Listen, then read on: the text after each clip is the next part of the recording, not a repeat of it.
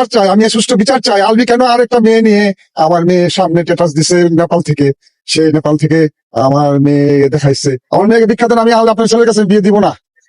আমার মেয়েকে আলভি তুই ভিক্ষা দে, আমার মেয়েকে আমি তোর কাছে আর দিব না।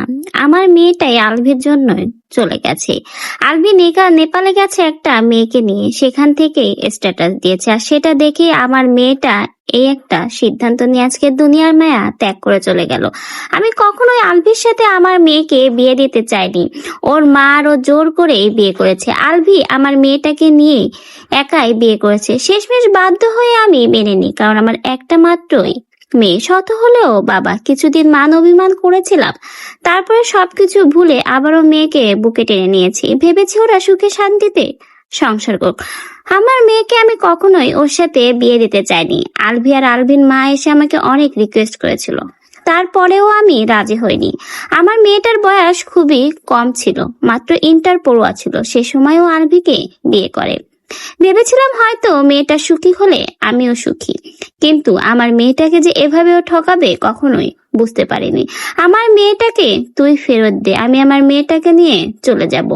আলভির শাস্তি চাই, ওকে এভাবে ছেড়ে দেব না। আমার মেয়েটাকে ও কষ্ট দিয়েছে, ও দূরে নেপালে গেছে একটা মেয়েকে নিয়ে, সেখানে যে স্ট্যাটাস দিয়েছে, আর সেটাই আমার মেয়েটা সহ্য করতে পারেনি।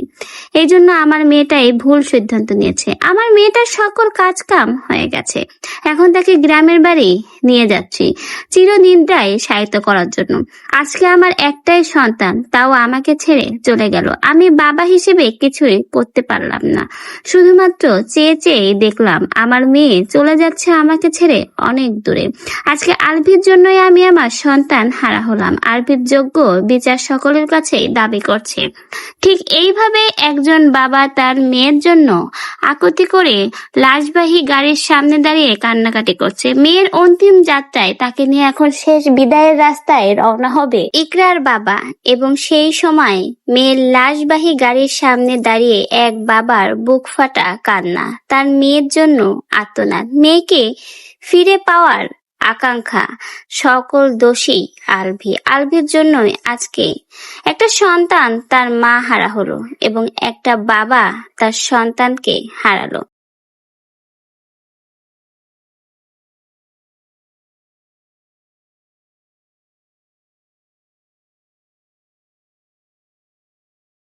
আজ ইকরার এই চলে যাওয়া এবং তার সন্তানকে এতিম হয়ে যাওয়ার পেছনে দায়ী কে?